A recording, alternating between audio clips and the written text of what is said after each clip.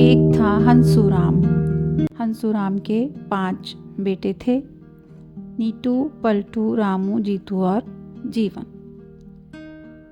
हंसूराम को कोई परेशानी नहीं थी, लेकिन एक परेशानी सबसे बड़ी थी कि उसके 5 बेटे आपस में बहुत झगड़ा किया करते थे। छोटी छोटी सी बातों पर आपस में तू तू मैं करने लगते थे, और वो तू तू मैं कभी कभी इतनी बढ़ जाती थी कि आपस में गुत्थम गुत्था हो जाते थे, एक दूसरे को चोट भी मार लेते थे।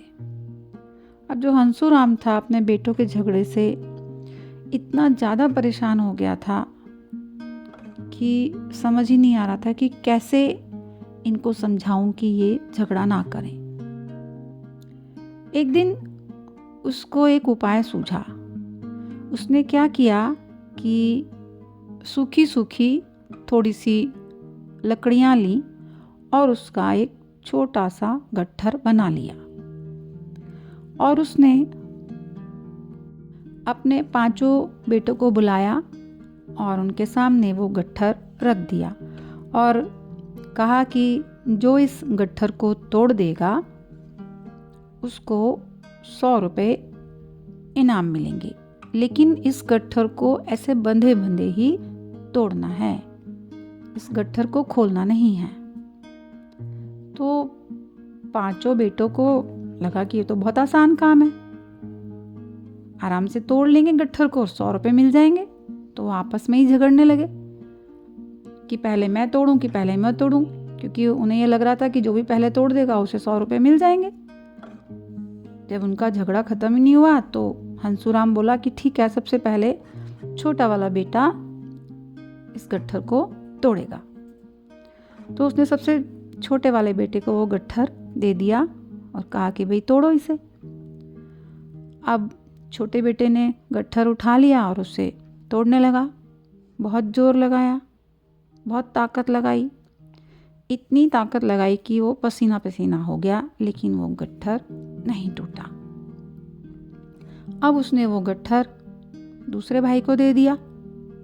दूसरे भाई ने भी बहुत ताकत लगाई, उससे भी वो गट्ठर नहीं टूटा। अब बारी बारी से सबने ही उस गट्ठर को तोड़ने की कोशिश कर ली, लेकिन कोई भी गट्ठर को नहीं तोड़ पाया। अब जब गट्ठर किसी से नहीं टूटा तो हंसूराम ने क्या किया, उस गट्ठर को खोल दिया। कहा कि अब तोड़ो भाई। तो अब तो सबने फटाफट लकड़ियां उठाई और तोड़ के रख दी एक तरफ। तो हंसूराम बोला उनसे कि देखो, जब तक ये लकड़ियां एक साथ थीं तब तक तुम में से कोई भी उन्हें नहीं तोड़ सका, लेकिन जब ये अलग अलग हो गईं तो तुमने आसानी से सबको तोड़ दिया। तो इस घटना से तुम कुछ समझे, कुछ सीखे इससे? तो उनमें से एक बेटा बोला कि हाँ, कुछ समझ में तो आ रहा है थोड़ा थोड़ा सा। तो हंसूराम बोला कि हाँ देखो, मैं तुम्हें समझाता हूँ कि जब तक तुम इस गट्ठर की तरह बंधे रहोगे, जुड़े रहोगे आपस में, एक दूसरे से प्यार प्रेम से रहोगे एक दूसरे के साथ, तो कोई भी तुमसे आके लड़ नहीं सकता है, तुम्हें परेशान नहीं कर सकता है, तुम्हें तंग नहीं कर सकता है, जब तक तुम मिलके रहोगे तब तक। लेकिन जैसे तुम अब तक रहे हो कि लड़ते ही रहते हैं और इतना लड़ते हैं कि आपस में ही नफरत रहने लगी है, प्रेम खत्म हो गया है, तो कोई भी तुमको दबा लेगा, तुमसे लड़ लेगा, तुमको परेशान कर लेगा। अब तुम बता दो कि तुम्हें परेशान होना है कि तुम्हें खुशी खुशी रहना है। तो सबने कहा कि नहीं पिताजी, आप ठीक कह रहे हो, हमें आपस में लड़ना नहीं है, हम इस गट्ठर की तरह ही मिलकर रहेंगे। उस दिन से ही हंसूराम के लड़कों ने आपस में झगड़ना छोड़ दिया और वो प्रेम से रहने लगे। तो बच्चों हम इस कहानी से सीखते हैं कि पहले हमें परिवार में सबको मिलकर रहना है, फिर हमें पड़ोस में सबसे मिलकर रहना है, क्योंकि परिवारों से मिलकर ही समाज बनता है और समाज से मिलकर ही देश बनता है। यदि हम मिलकर रहेंगे तो कोई भी बाहरी ताकत, बाहरी देश हमें कोई भी नुकसान नहीं पहुंचा सकता।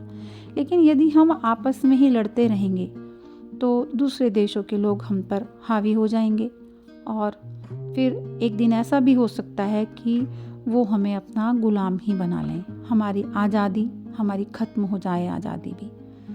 तो यदि हमें आज़ादी से स्वतंत्र रूप से जीना है तो हमें मिलकर ही रहना होगा। एक दूसरे की कमियों को न देखकर एक दूसरे की अच्छाइयों को देखना है और उनसे अच्छा ही सीखना है। ये बातें हमारे दोस्तों पर भी लागू होती हैं। हमारे दोस्त हैं तो हमें दोस्तों की अच्छाइयों को लेना है, उनकी कमियों को, उनकी बुराइयों को नहीं लेना है। यदि हम अच्छाइयों को ही देखेंगे, उनको ही सीखेंगे तो सभी अच्छे हो जाएंगे, फिर झगड़ा रहेगा ही नहीं, तो हम खुशी खुशी अपने जीवन को जी पाएंगे। ठीक है बच्चों? Okay, have a nice day.